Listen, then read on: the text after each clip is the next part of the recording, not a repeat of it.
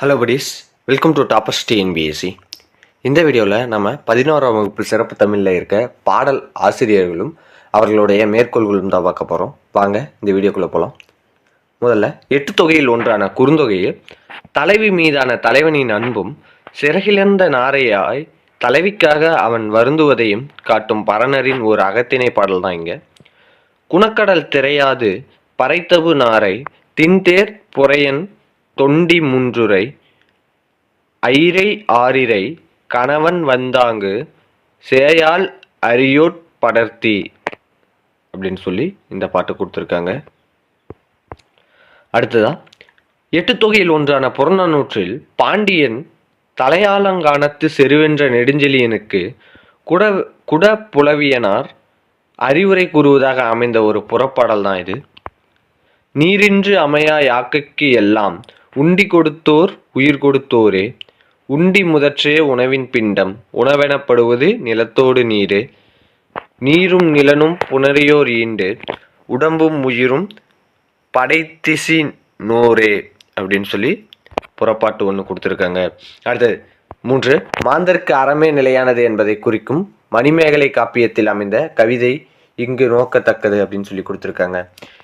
இளமையும் நில்லா யாக்கையும் நில்லா வளவிய வான்பெரும் செல்வமும் நில புத்தேல் உலகம் புதல்வரும் தாரார் மிக்க அறமே விழுந்துணையாவது மணிமேகலை சிறை செய் காதை அப்படின்னு சொல்லி இந்த காதை கொடுத்துருக்காங்க.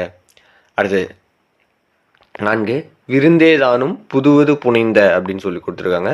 யாப்பின் மேற்று அவ்வளோதான். இது தொல்காப்பியம் இருக்கே விருந்தேதானும் புதுவது புனைந்த அப்படின்னு சொல்லி கொடுத்துருக்காங்க. இதுவே விருந்தேயாயினும் மருந்தோடு உண் அப்படின்னு சொல்லி ஒன்று இருக்கும். மருந்தே ஆயினும் விருந்தோடு உண் அப்படின்னு சொல்லி ஒன்று இருக்கும். அதையும் பார்த்து வச்சுங்க. சுவை புதிது பொருள் புதிது வளம் புதிது இதை சொல்லி சொற்புதிது ஜோதிமிக்க நவக்கவிதை. சுவை புதிது பொருள் புதிது வளம் புதிது சொற்புதிது சோதிமிக்க நவக்கவிதை. இதை பாடியது பாரதியார். அடுத்தது 6 இனிது நீர் இனிது நிலம் இனிது ஞாயிறு நன்று திங்களும் நன்று வானத்து சுடர்கள் எல்லாம் மிக இனியன மலை இனிது மின்னல் இனிது இடி இனிது கடல் இனிது மலை இனிது காடு நன்று. இதுவும் பாரதியாரோட கவிதை தான். அடுத்ததா சமூகத்தில் ஏழை பணக்காரன் என்ற ஏற்றத்தாழ்வு இருக்கக்கூடாது என்பதை ஓடப்பாயிருக்கும் ஏழையப்பர் ஓடப்பராயிருக்கும் ஏழையப்பர் உதயப்பர் ஒரு நொடிக்குள் ஓடப்பர் உயரப்பர் எல்லாம் மாறி ஒப்பப்பர் ஆகிவிடுவர் உணரப்பா நீ என்ற பாடலின் மூலம் எடுத்துரைக்கிறார் பாரதிதாசன். இன்னொரு தடவை பாருங்க. இந்த வரிகளை கொடுத்துட்டு இதை சொன்னவர் யார் அப்படின்னு கேட்கலாம். எழுதியவர் யார் அப்படின்னு. சமூகத்தில் ஏழை பணக்காரன் என்ற ஏற்றத்தாழ்வு இருக்கக்கூடாது என்பதை ஓடப்பராயிருக்கும் ஏழையப்பர் உதயப்பர் ஆகிவிட்டால் ஒரு நொடிக்குள் ஓடப்பர் உயரப்பர் எல்லாம் மாறி ஒப்பப்பர் ஆகிவிடுவர் உணரப்பா நீ என்ற பாடலின் மூலம் எடுத்துரைக்கின்றார் பாரதிதாசன். அடுத்ததா பாரதிதாசன் தன்மொழி தன்னாடு தன் மக்கள் என பாடியதால் ரஷ்ய கவிஞரான ரசூல் கம்சதேவ் என்பவரோடு ஒப்பிடப்படுகிறார்.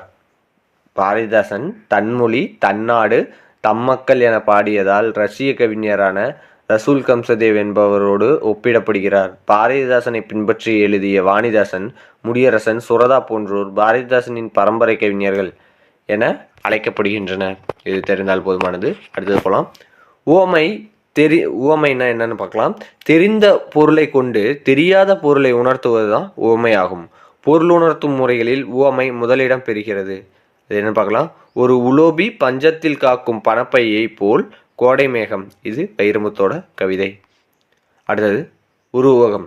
உவமையும் பொருளும் வேறு வேறல்ல ஒன்றே என கருதுமாறு செறிவுற அமைவதுதான் உருவகம். எடுத்துக்காட்டாக சொல்லியிருக்காங்க பாருங்க.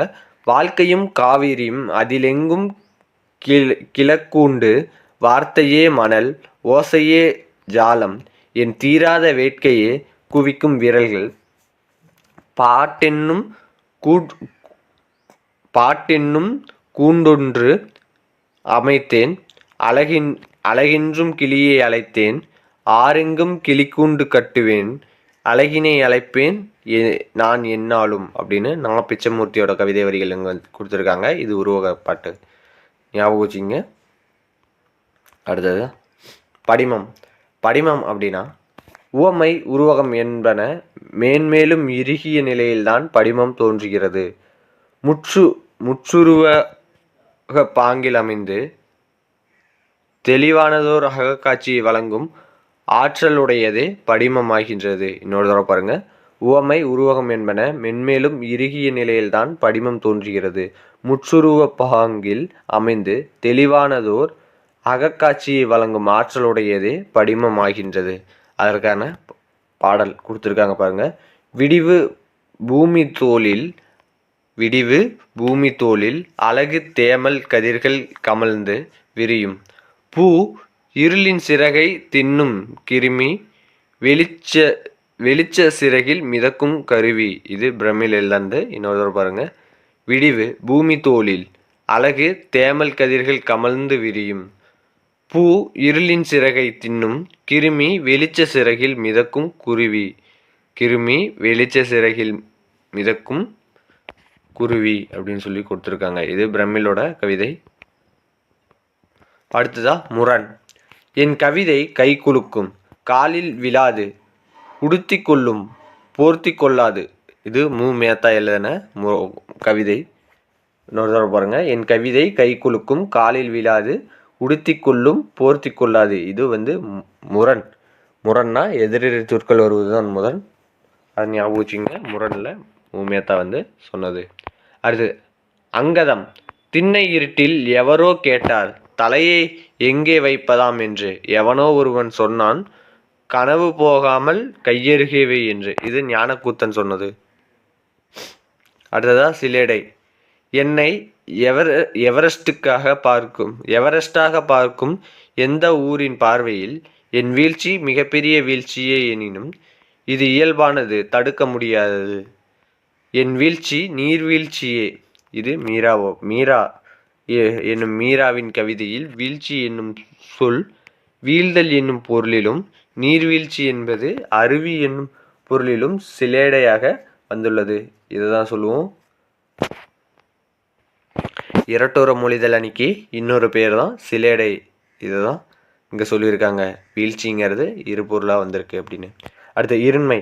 சொல்லுக்கும் அஃது உணர்த்தும் பொருளுக்கும் இடையிலான தொடர்பு தான் இருண்மை அப்படிமோ.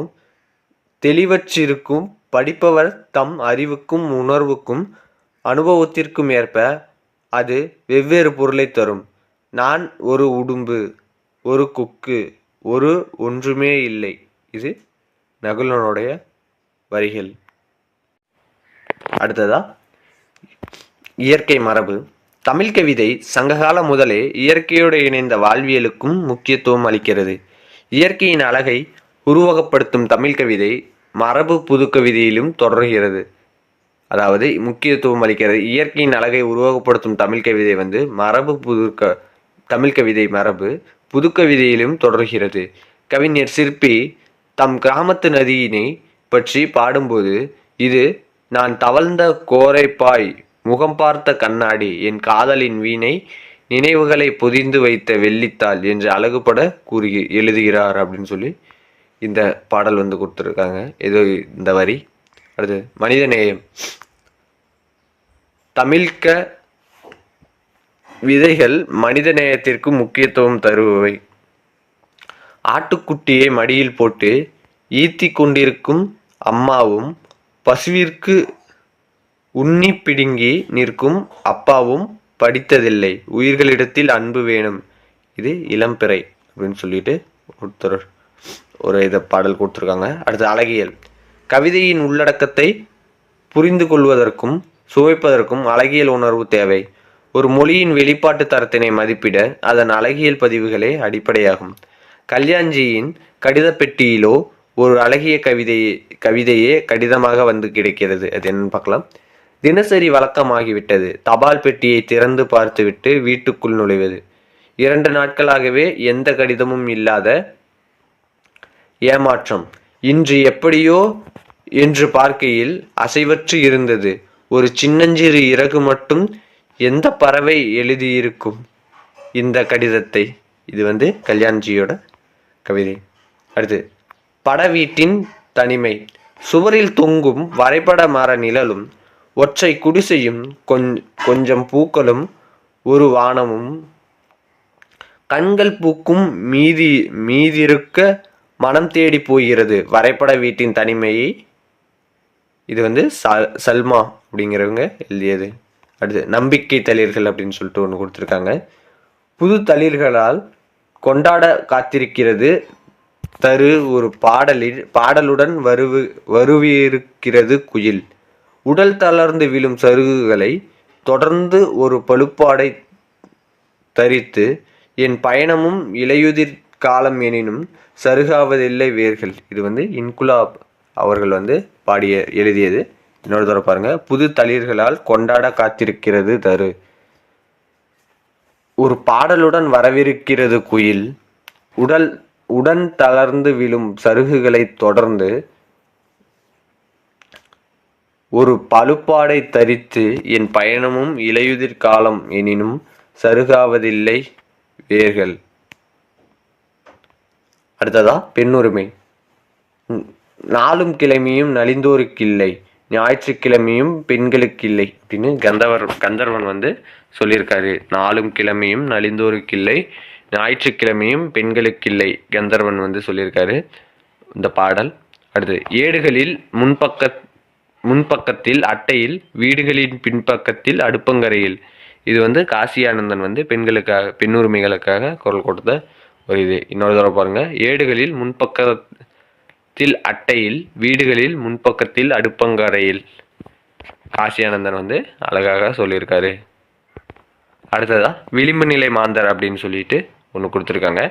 எட்டாத தொலைவில் நின்று பனையோலைகளில் தேநீர் அருந்துகையில், உதட்டிலிருந்து வழியும் சாதியின் வழி கால்நிகளற்ற பாதங்களை நனைக்க, என் கிராமத்தின் ஓவியம் தன்னை சட்டமிட்டு கொள்கிறது. ஒருபோதும் உறங்காத ரெட்டை வாழிடத்தில் சுகீர் தாரணி. அடுத்ததா, திருநங்கையர் சந்திப்பிலை கொடுத்துருக்காங்க. காலமலை தூறலிலே கலையாய் காலமலை தூறலிலே கலையாய் பிறப்பெடுத்தோம், தாய்ப்பாலின் சரித்திரத்தில் சதிராடும் புதிரானோம், விதை வளர்த்த முள்ளானோம், விளக்கின் இருளானோம், சந்திப்பிலை போன்றே சந்ததி பிழை நாங்கள், காலத்தின் பேரேட்டை கடவுள் திருத்தட்டும். நான் காமராசன் எழுதியது. இது சந்திப்பிலை. காலமலை தூறலிலே கலையாய் பிறப்பெடுத்தும், தாய்ப்பாலின் சரித்திரத்தில் சதிராடும் புதிரானோம், விதை வளர்த்த முள்ளானோம், விளக்கின் இருளானோம், சந்திப்பிலை போன்று சந்ததி பிழை நாங்கள், காலத்தின் பேரேட்டை கடவுள் திருத்தட்டும். நான் காமராசன் எழுதியது. உனக்கு தெரியவில்லை அப்படின்னு சொல்லி கொடுத்துருக்காங்க. சில சமயங்களில் உனக்கு தெரியவில்லை, சிறிய எறும்புகளை மிதித்தபடி நீ நடந்து போவதை சில சமயங்களில் நீ உணர்வதில்லை, பசும்புல்லை நசுக்கியபடி நடந்து போவதை தெரிந்தும் உணர்ந்தும் கடந்து போகிறாய், என் அந்தரங்கத்தை மிதித்தபடி. யார் எவர் என்று தெரியாமல் தொடர்ந்து மிதிப்பட்டே வருகிறோம், நானும் இருண்ட என் எதிர்காலமும் அப்படின்னு லிவிங் ஸ்மைல் வித்யா எழுதிய ஒரு கவிதை. அடுத்து, துலிப்பா ஹைக்யூவோட இது. 16ஆம் நூற்றாண்டில் ஜப்பானில் தோன்றிய பழமையான ரென்கா பாடல் மரபிலிருந்து ஹைக்கூ கவிதை உருவானது. இக்கவிதை வடிவத்தினை தமிழுக்கு அறிமுகம் செய்தவர் பாரதியார். ஹைக்கூ கவிதை 3 வரிகளானது. முதல் 2 வரிகளில் கூறப்படும் கருத்தை 3வது வரி விடுவிக்கும் அப்படின்னு சொல்லி கொடுத்துருக்காங்க. இன்னொரு பாருங்க. தந்தை தந்த தாய்ப்பால் முப்பால், அகதி முகாம் மலையில் வருகிறது, மண்வாசனை பள்ளிக்கு போகாத சிறுமி செல்லமாய் குட்டும்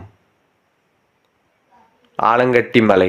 இது அறிவுமதியல் தண்டு. அடுத்தது, அடிவில அதிரும் பறை, தலைமுறை கோபம். இது மித்ரா எழுதந்து. அடுத்தது, குட்டி மீன் கடித்து சென்றது தூண்டில்காரன் காலை, கோடை மரம் கொஞ்சம் இலை நிறைய வானம் அப்படின்னு வைகறையை பற்றி சொல்லியிருக்காங்க.